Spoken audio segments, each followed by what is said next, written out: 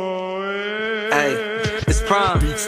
We're 3 balls in and we 3 balls out. We all up on your screens like it's prime time's route. Mighty gets a score and and PJ start to scout. Your rhymes really trash. What do you think he's damn fouls? TBI the show, so buckle down, sit back. And Jay we trust, cause he's the leader of the pack. It's prime, Jewball.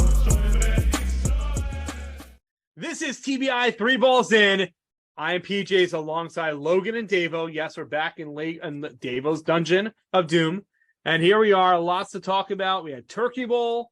We had a regular season week this past week. And of course, the drama of last episode is over past us.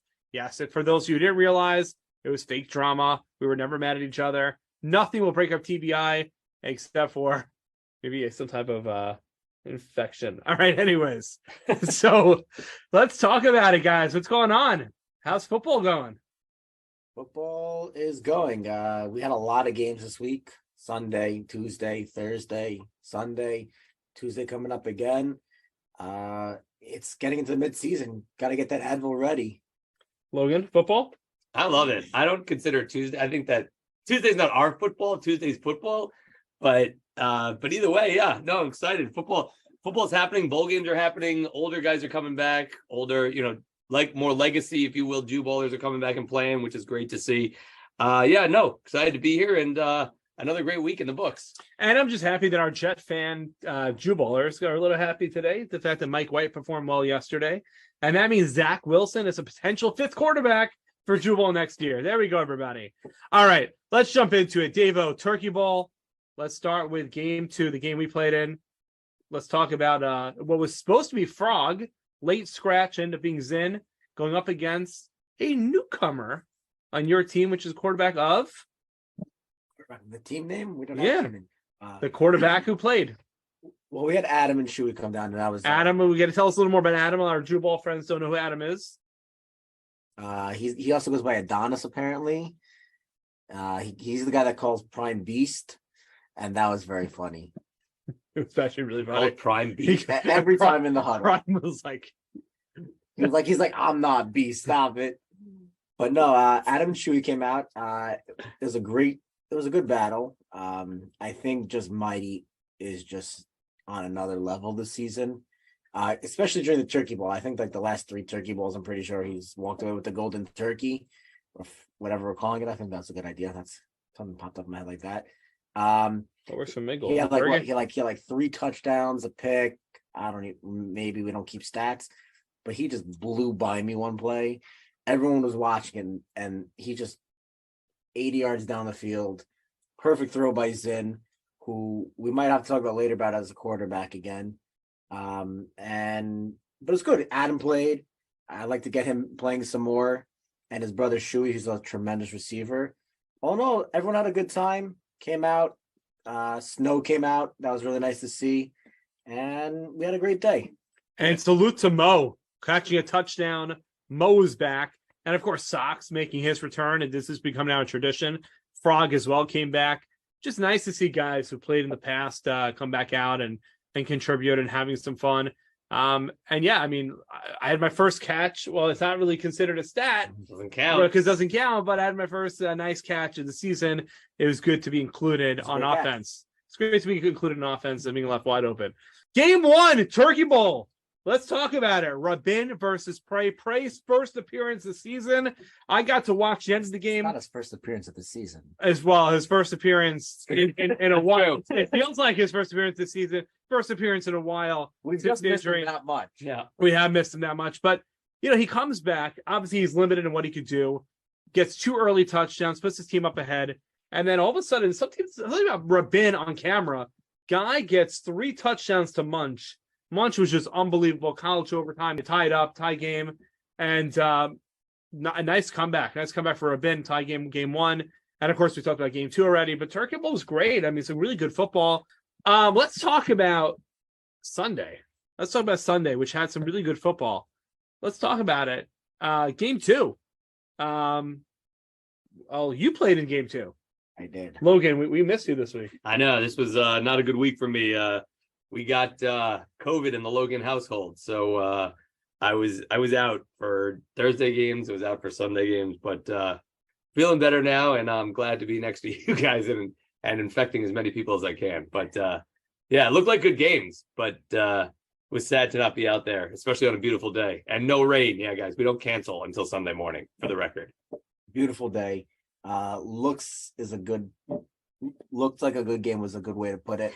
A lot of talent was on the field, but I have a little problem, and I don't know if we really should talk about it now or later, but I think we do have some QB issues still going on in Jewball. While Perla had his best game, I think he was throwing the ball great.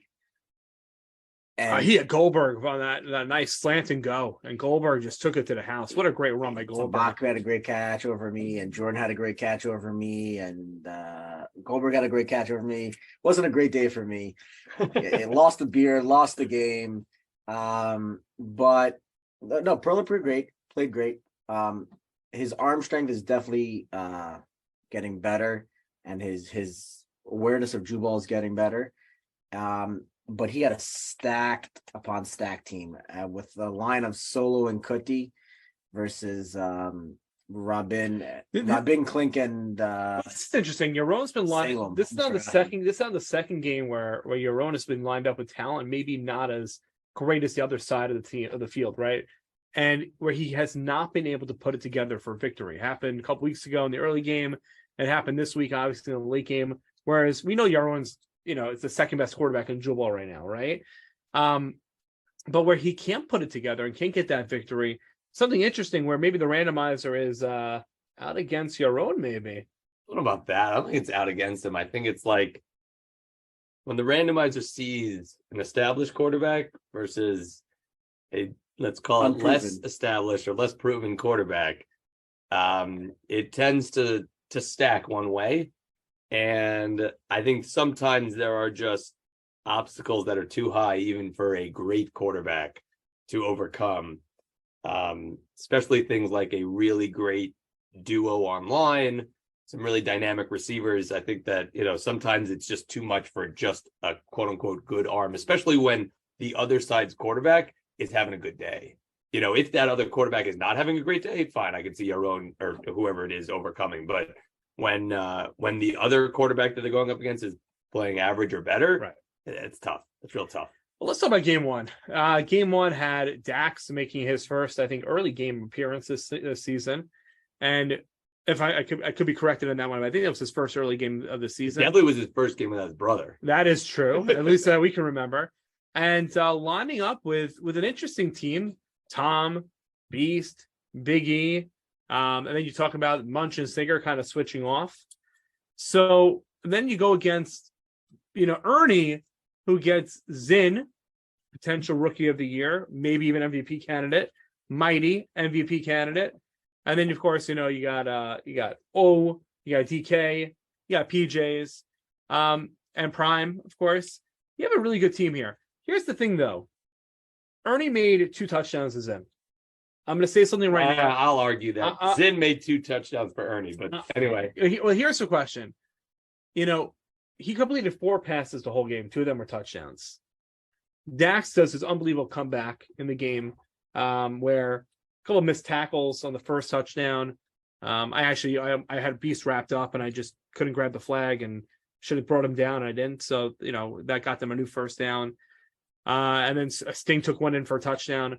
And then, of course, the second one, it's just it was a breakdown in defense. We switched to man, but somebody didn't know that, and it left Beast wide open in the end zone. He caught a touchdown. And then, Dax does this Pat Mahomes to college overtime throw where he gets Tom in the end zone, and Tom had a big game. Tom had some big catches. So Tom had a really solid game, and he caught the winning touchdown. So there you go. At the end of the day, Dax does a great job putting together the randomizer. Again, stacked the team for obviously Ernie, and it looked good for a while, up 2-0, up 2-1. But of course, Dax with the comeback. Yeah, but I don't know. You could say stack the team when the other team has Munch and Mayer. It's a good point. It's a very good point. I thought not on the field at the same time. Defense, they were on the same field at the same time. Offense, Munch didn't play much offense. Now let's transition to something. We talked about the quarterback play yesterday. Let's transition to, do we have an issue with some of the quarterbacks in the last couple of weeks, Logan? So this will be, Okay, so I love everyone in Jewball, right? I don't have any personal issues, but We love you all. correct. But we have quarterbacks, and then we have guys who play quarterback. And there is a very big distinction when, especially in the same game, you have those two going up against each other. And I will put actually Zin in the quarterback category and not the guys who play quarterback category. Right. But it's noticeable. And again, I think we've alluded to this a little bit earlier. Like, whenever you have to stack teams, whenever you can't say, okay, this team gets Mighty, this team gets Zin, this team gets Munch, this team gets like, whenever you can't just like one for one kind of split the teams up. And again, I don't mean like, oh, you think your own's better than Prey or Fights, but like I'm talking about like, again, let's use the example of Dax versus Ernie. Like, when you're stacking a team because one of the teams has a quarterback and one of the teams has a guy who plays quarterback, it ends up, in my opinion, 9 out of 10 times not being the best of games. And I think the people who really suffer from it are the receivers, right? Like, they're not getting balls. And I think, and again, this is nothing. There's not a knock on Ernie. We appreciate him filling in because, again, we need people to play quarterback. And unfortunately, because of injuries and timings and, holidays, things like that, we don't always get 4 quarterbacks for 2 games. So we appreciate people filling in, but it's the game that suffers, personally, in my opinion. It's interesting. Last season, it felt like every early game was Fight versus Prey, or Fight versus your own, or Prey versus your own. And it felt like it was those 3 quarterbacks, always the early game, and the late game would be Gronk, whatever it was. It felt like that was the staple of the early game. Somehow Fight versus Prey. I felt like that was the game, at least when I played every week, that was it. We're missing both of them. We really are. And Ernie did step up. The thing is that I don't think. It's funny. Zada was very, outwardly said, give Ernie another shot. He quartered in Israel, and I think it's just an example right now of guys who maybe quartered in other places, but Jewball's a different beast, and we've talked about this before. It's a different beast. I overheard someone say Ernie can't see over the middle of the line. The line is too big, and again, that's not an insult. The guy has a good arm. He made decent throws in the game, but if you can't see the middle of the field when guys are wide open, that's a big problem. With Waldo a few weeks ago, that wasn't his issue. His issue was just he was inaccurate. So not making the right reads. If you're not finding guys open, it's like the Mike White example, right? Mike White was finding guys open, seeing the field. If you can't do those things in Jewball, if you have 4 receivers plus a tight end, if you can't locate people, you can't play quarterback here. And it's unfortunate because we're desperate at times, but it's almost better to have a guy like Zin play the quarterback position, even though you lose the great receiver, you lose the Justin Jefferson type receiver, but you gain someone who can definitely quarter a team like we saw on Thanksgiving. Yeah, it's rough going. I think we should just give Prey the MVP right now because clearly he was the most valuable person to Jewball. In my opinion, I feel that the games have not been the same quality since we've lost him. You're talking about a guy that will always play 2. So that means you always have a quarterback for 1. You had your own, you had Dax, you had Fight when I don't know if he's injured. I don't know. He just has a busier schedule. I mean, he's a doctor. He's got a bad hand. Yeah, right. The doctor's also. I mean, whatever. We lost Gronk to Florida. But I think that we need to take Zin and not solely give him a QB's responsibility and a QB role, but in a necessity, I think there should be. I mean, I think you let him play 2, right? One of the games he's got a quarterback, and one of the games he can wide receiver, Yeah, I and agree. he can get both. I agree. He's a player who he's got a motor. He's a player who can play quarterback, and so if he doesn't want to, the carrot you dangle is you can have both, but one of them you got to play quarterback. And I just want to add one more thing. You mentioned earlier the great game that Perla had in the game you played in, right? You were a little critical of Perla early this season, but it's almost like he's been a find, right? He's been a find because we found a quarterback who, again, we had our critique of him. He had a really good game. Does that mean the next week is going to be better? Does that mean does he have a step back? Like, you just don't know. But again, we gave someone an opportunity, and he's running with the opportunity. Right. I don't think we have enough of those, which is why I agree with your point. Like you almost need Zinn to step in because we don't have enough quarterbacks to spread the ball around, get guys open, And it's we have to stop with the experimenting. We have to stop with the overstacking of teams. It's just taking away from the integrity and from I think the quality of Jewball. I think right now we have the highest quality of talent that Jewball has ever had, but we need to get back. We need to, whatever it is, whoever we have to get to quarterback, wherever we have to find that can actually QB, let's sit down, let's do it. If it's bringing in another guy that kind of like Pearl, like we found, trying to convince Adam, trying to get Dove back, we need to do something because, listen, I love Ernie, I love Waldo, I love MK, bastard, even Beast. They're great guys. They're not quarterbacks, and they know they're not quarterbacks. That's not their positions. But we need to get back to having quarterbacks having good play in good games that we can like just argue like normal people about, instead of having to go back saying like, oh well, if I had a better quarterback he would have made this play. Well, if we didn't have this team, then that. But I think gives in the shot at least somewhat. Let's go. All right, let's send it over to E, who's got another candidate or candidates, I should say, for Hug of the Week. Take it away, E. Happy week 8, Jewballers. This week you saw my return. I was there. I played. You know who almost didn't play? Munch and Singer. Want to know why? It's getting competitive out there, boys and girls. We got to get our signups in early. But maybe, Jay, maybe the rookie should just sit. Munch, Singer, you had to split a spot. You've got my hug. I love you. You're my boys. Have a great week 9, Jewballers, and we'll see you soon.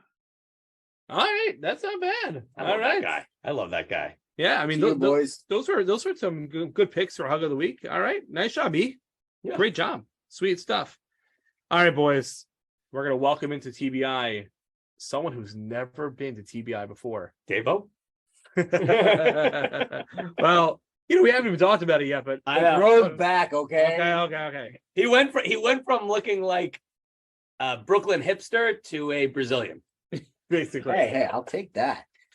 Making his first appearance at the TBI as our guest, it is our newest quarterback in Jewball. He's been criticized a little bit here by Logan, but he is none other than White Perla Goodman.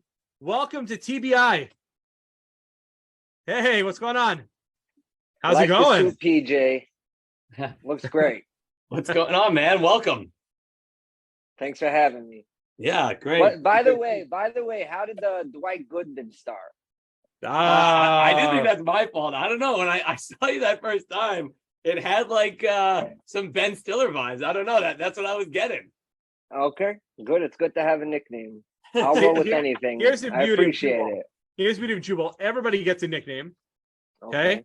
So some people get more than one. That's also true. I started in Jewball with Mo, and then I showed up one day in 2009, 2010 in pajama bottoms. I don't know why I did, and pajama pant bottoms, and all of a sudden I became PJs.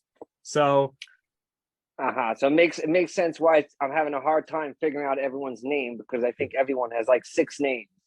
And I would say probably about 85% of the names don't correspond to anything you'd ever be able to think of. Do you know what I mean? Like, it's not like, PJ's initials are P and J. It's literally he wore pajamas. And if you weren't there that one day, you wouldn't know. I think I should have got like that whole prep before I joined Jewball.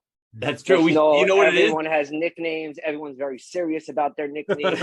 Everybody wants to be called their nicknames. Don't call them by their regular names. I should have had like a whole list. We're definitely serious about the nicknames. One thing we should do is we should get you a wristband for the other side that has all the names. You know what? I would wear it. I would definitely wear it. After my little argument with Jordan, he got all upset that I didn't know everyone's names. Maybe it's the right move. Wait, at this point, can you name at least 5 Jewballers? Can I name 5 Jewballs? I think so. I think I can have 5 names. I don't want to say them because then if I do, some guys get upset. Don't worry about it. By the way, you asked him if he could name 5 Jew ballers. He has 3 sitting in front of him. So basically, you asked him, do you know? And he could be one of them. One other person. He would just forget Salem. No, better that I know guys based on talent wise, so I definitely don't want to say. Right? Then for sure, getting myself into trouble. Right But if you know guys based off of talent, that explains why he doesn't know the 3 of us. That makes perfect sense. That makes perfect sense. No, I've watched 8th round. I love 8th round pick. No round pick. No round pick. Yeah. Why? You guys, there's no rounds. All right, but let's dive into this a little bit. So first of all, this is like your first Jewball season, right? Like this is the first. Yeah, I think you might have played 1 or 2 games last year, but this is like your true initiation. Probably first time like reading the chat or ignoring the chat, depending on who you are. Let's dive into this armband. I want to know about like where it came from and whatnot, and where these plays came from. Are these like Madden plays? Are these plays that you drew up on your own? Are these things that just hit you? No, interesting. You're asking me. I mean, I made these things when I first started playing in the leagues, probably when I was 21, 22 years old. I'm 33 now. It started with trying to build an offense, right? The most important thing about football is chemistry. So just came on doing a lot of research on what's the best way to run an offense. So the interesting thing about the wristbands is when I had my team, everybody on offense wore a wristband and everybody had a color. So one of the interesting things I heard when I first started that was my huddles took long. Right. But when I was in the league, I had the fastest huddles because I wouldn't really have a huddle. I would just tell everyone the name of the play and then everyone would go to the line. And the best part about that was I can call audibles at the line because I can change it if I see something because it's just a name of a play. It's definitely hard when you're doing it with different guys every single week. It's more to just, in the beginning, I didn't use it. And then guys were telling me to use it. And then when I started using it, it was more to give people just something to look at and like an idea of what where my head is at. And that, working on the same brain just takes time. It just doesn't always work right away like everybody wants. And that's what I see about Jewball. Everybody wants results right away, which is great. I love the competitiveness, the competitive part of it, because that's the hard part when you're not having leagues. That's the first thing that probably goes into people's heads when they're joining something that's not leagues. How competitive it is guys just coming to mess around. And you realize right away that everybody wants to win really, really badly, which I'm with it and I'm totally in. So the good and the bad, it works for me in every way. The one thing I will say, I see you guys are very into stats and what, who does what. In my years of playing, what was always most important to me was winning. I never really cared for stats or never really cared for how well I was doing. What mattered was at the end, did we win? Stats only mattered if you're getting drafted or someone is willing to pay me a big salary to come play. If that's what's happening here, if that's where it's going, I will start caring more about stats. I promise you. If somebody's going to start paying me to play. But well, ladies and gentlemen, that was our best interview yet. That's where we'll cut it off. No, you're spot on. I freaking love it, and I think that it's a great message just to the overall Jewball family. Like for sure, the W is what matters. It's all about the W. I love it. Talking about the W, you got a big one yesterday. I thought it was your best game that you played yet. I thought you had great throws. I thought that the game has been slowing down for you a little bit. I always tell people that Jewball is different than Croton League, than this league, than that league. Do you feel that Jewball is at a different speed? Do you feel that you're coming into your rhythm now that you're knowing the guys a little more? Like you said, you're getting more of a connection. You're getting on the same, page. Do you feel that Jewball is coming a little bit easier to every game that you play? I think, like I started off, I think Jewball is great. So I'm not in the sense of comparing one to another. What I will say is the more I play with guys, the more they get to know me and I get to know them, we'll obviously get better.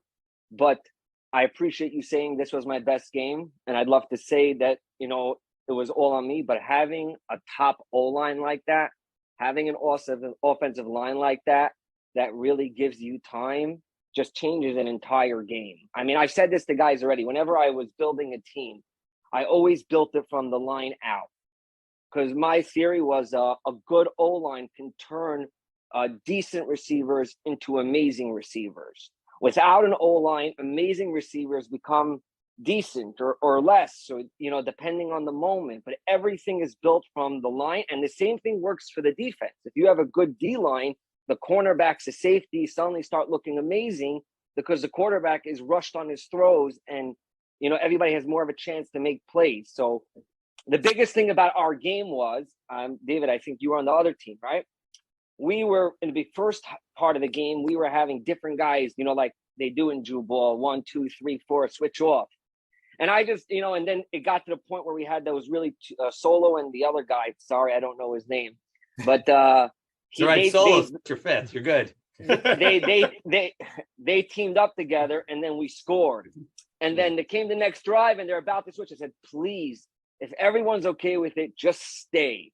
You guys want to win, just stay. And we'll make it work. If they have to switch off, my opinion, if you have a good O-line, switch off like center and tight end. One drive your center, one drive your tight end. It's because they're amazing at it. I find line to be the toughest position in football. Fighting every down, giving a quarterback time, works both ways in O-line and D-line. It is the toughest position to play right. Just to stand there and block is not the talent of it. It's knowing how to position. Like they were the ones who told me, listen, we're going to push to the right every time you roll left, and we're going to give you that entire area to just do what you have to do. And we really did that for the second half of the entire game, where I just stayed on the left side and just worked from that area. And you guys had a good game plan for the first part, where you guys just put a third man on line, tried rushing me, tried getting in quick. And I kept saying, we got to figure something out to beat it. But the best part was watching the podcast and hearing how you guys thought I couldn't throw deep. So you guys didn't put a safety back there. Everyone just played right on the line. So that just gave me all the information I need to now I can throw deep. As long as if you guys play me deep, I'll throw short. You guys play me up, I'll throw deep.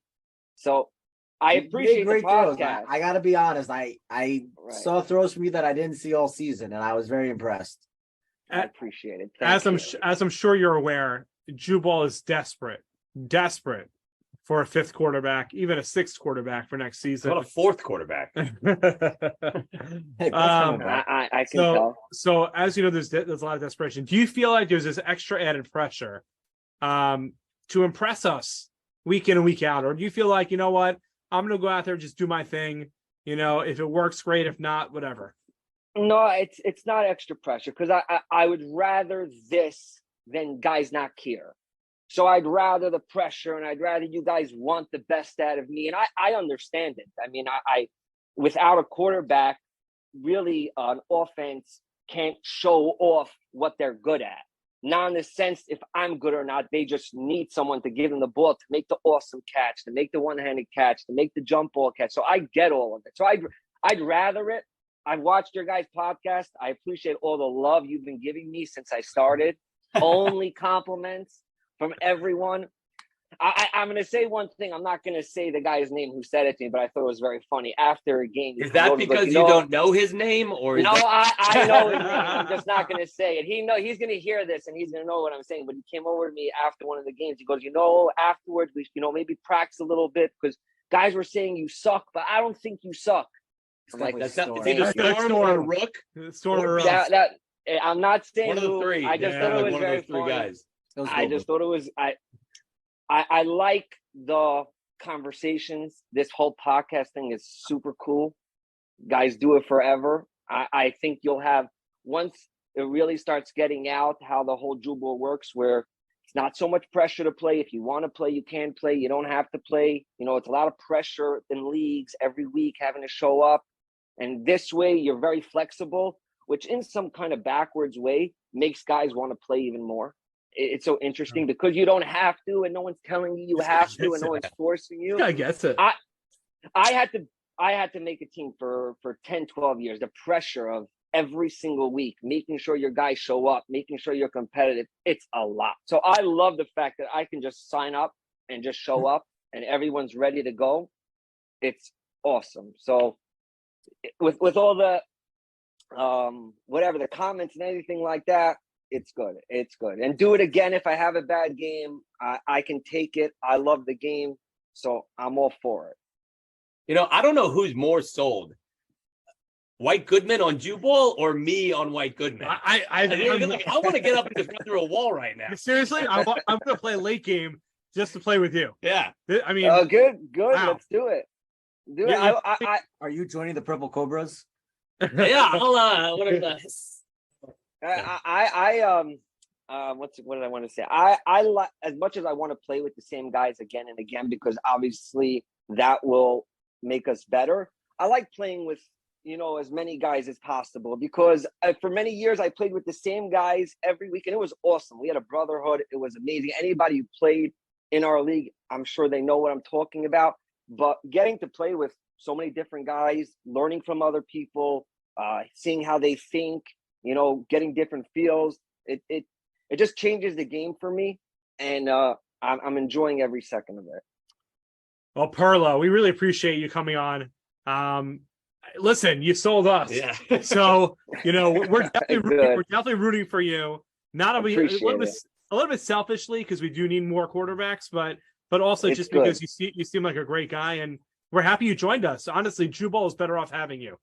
Definitely. I appreciate it, and it's the same on both sides, because I'm just as appreciative, and I'll be there every week I can. And always the one thing anyone can be sure is I will give my best as long as I'm out there. I'll give everything I got. I just will probably not be playing 2 games again. Just 1 game. I know Logan really wanted to win that game, and I told him before. I said that, and I told Yaron before also. I said, listen, playing a second game, I didn't understand that was what I was signing up for, and I'll do it because I don't want to let anyone down. But I give everything into that one game, and it's very tough for me to go to. Yeah. I tried. It was a disaster. But next time, Logan, we'll be on the same team, and we'll make it work. I can't wait. I can't wait for us for you to lead us to the W. Can't wait. Good. All right, Perla. Thanks again for joining us. Thanks, man. This has been great. Come on again. Anytime, man. Have a good night. A Perla, White Goodman. Jeez, I know, right? Like I'm sold. I'll run through any dodgeball wall that you want. I am sold on. Can this we guy. make a 5th team right now with team bench and give Perla a team? I mean, seriously, you guys only played 1 game so far.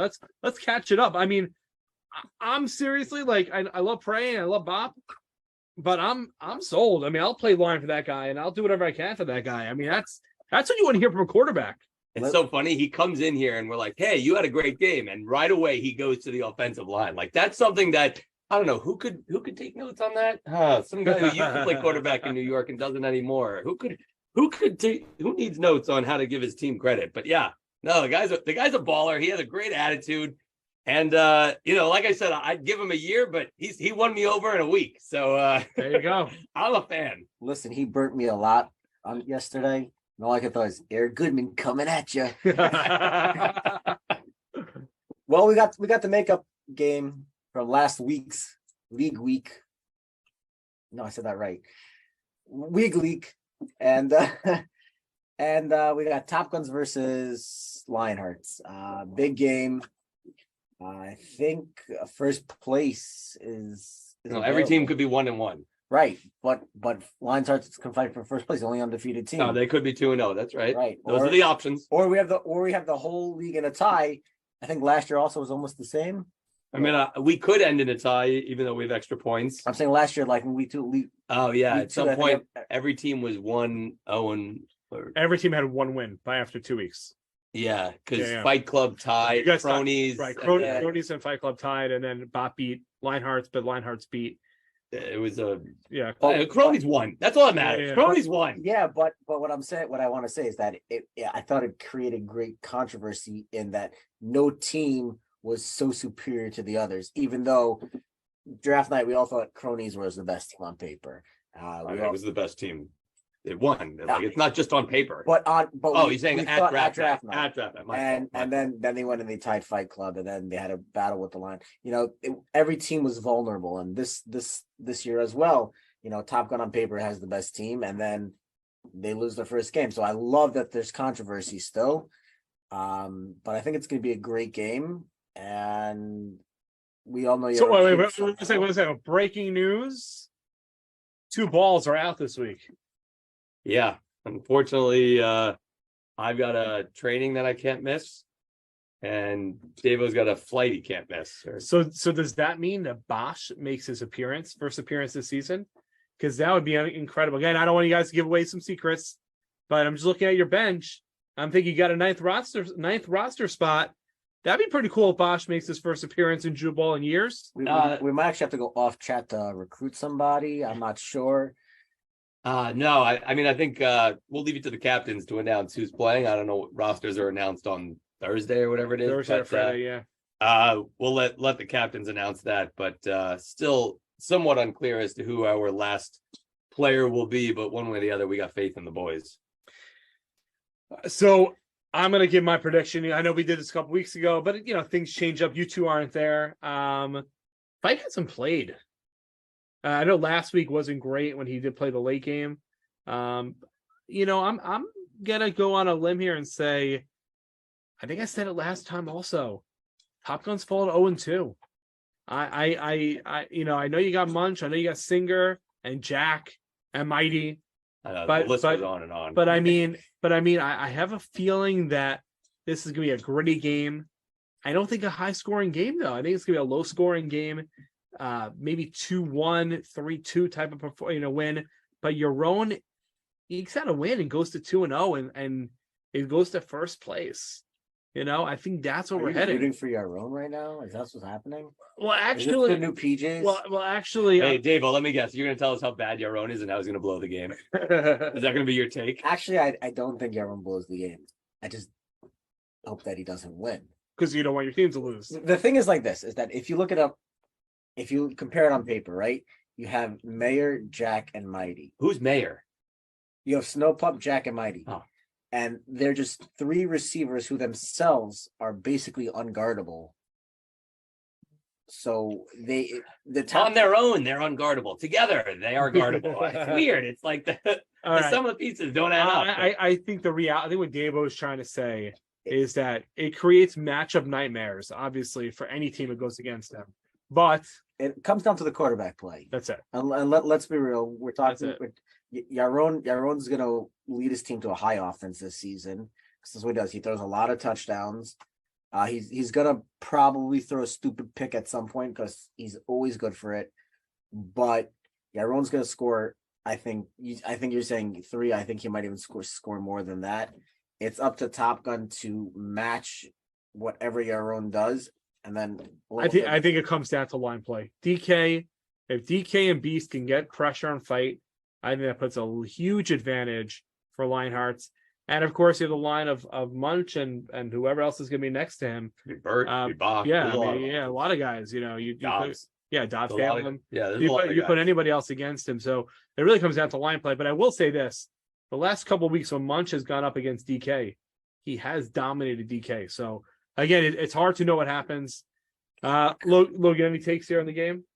Look, I think the biggest part for Top Guns is not even to win this game. I think Fight just needs to have a good game. Okay. If they lose 5-4, even if they lose 4-3, but it's a close game and, Fight doesn't have that many turnovers, things like that. Like, I think that's important. If they lose like 4-2, 5-2, and it's like not really close in offense, like, I think that it's just going to be hard for Top Guns. But again, a big show me game for Fight, and hopefully he's 100%.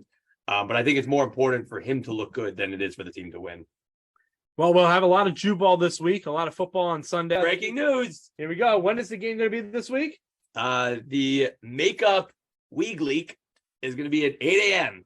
Wow. So not the 9:30 matinee we all thought it would be. No, the 8 a.m.